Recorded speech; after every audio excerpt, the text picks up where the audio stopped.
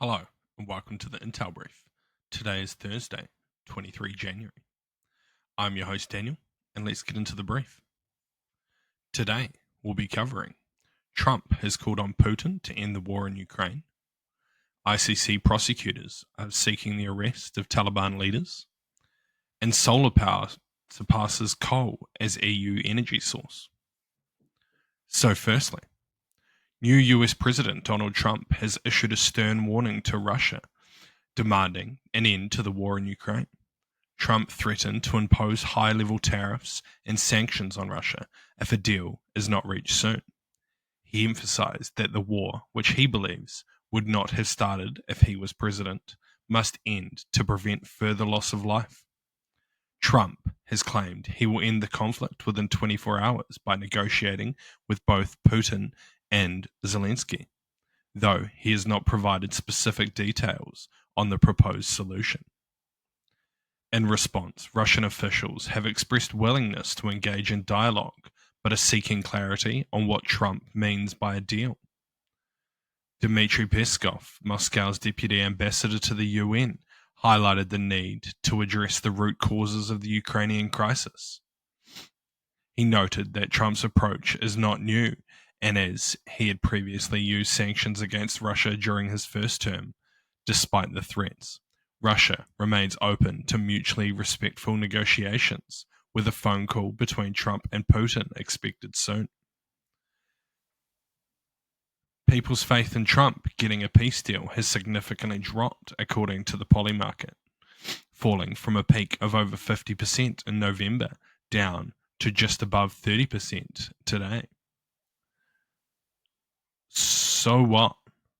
Unsurprisingly, bringing an end to the war in Ukraine is more complicated than Trump made out on the campaign trail. Currently, it seems unlikely that there will be a peace agreement in the near future, due to the lack of leverage against Russia. However, it is likely that Trump will be true to his word and attempt to increase pressure on Russia through sanctions, tariffs, and other financial levers. And next, the International Criminal Court, or ICC, prosecutor Karim Khan has filed for an arrest warrant for Taliban leaders in Afghanistan, including the Supreme Leader and Chief Justice. The charges are based on crimes against humanity, specifically for widespread discrimination against women and girls. Khan highlighted the severe persecution faced by Afghani women, girls, and the LGBTQ+ community under Taliban rule, describing it as unprecedented and unconsolable. He emphasized that the current situation for females in Afghanistan is unacceptable and must change. Khan also indicated that further warrants will be issued against Taliban officials as other crimes such as murder, imprisonment, torture, rape, and enforced disappearances are being investigated. The Taliban, who promised a milder rule after regaining power in August 2021, have instead imposed strict edicts forcing women out of public life, which the UN has labelled as gender apartheid.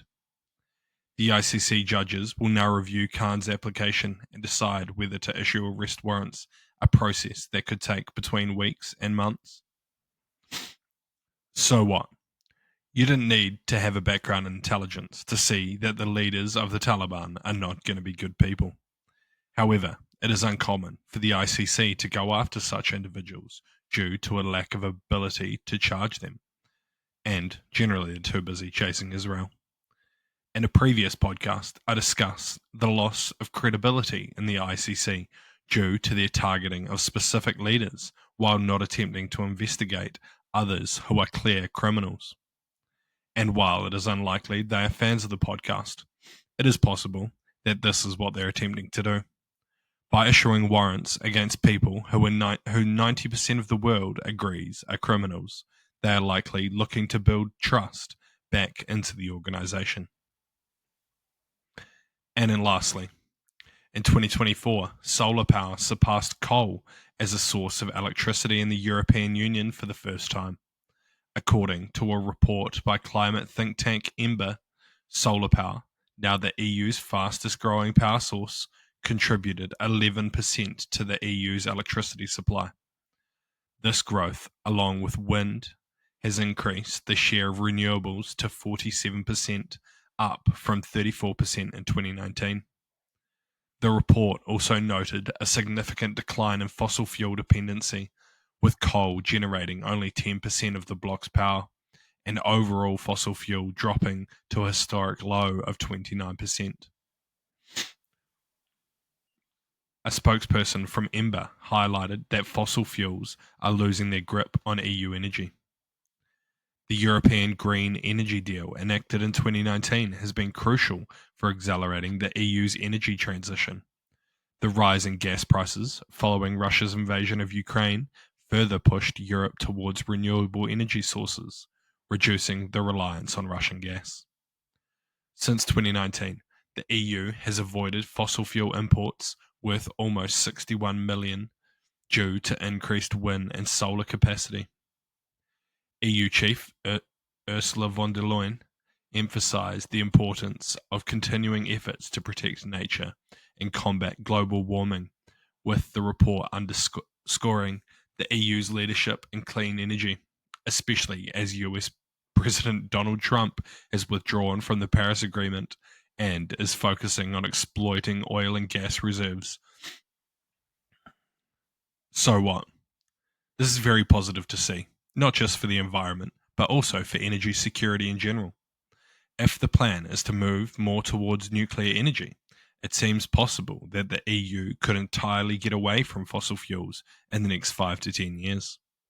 However, sadly, other countries are not so far ahead, meaning that climate change will continue to pose challenges globally, particularly for the low-lying communities in the Pacific.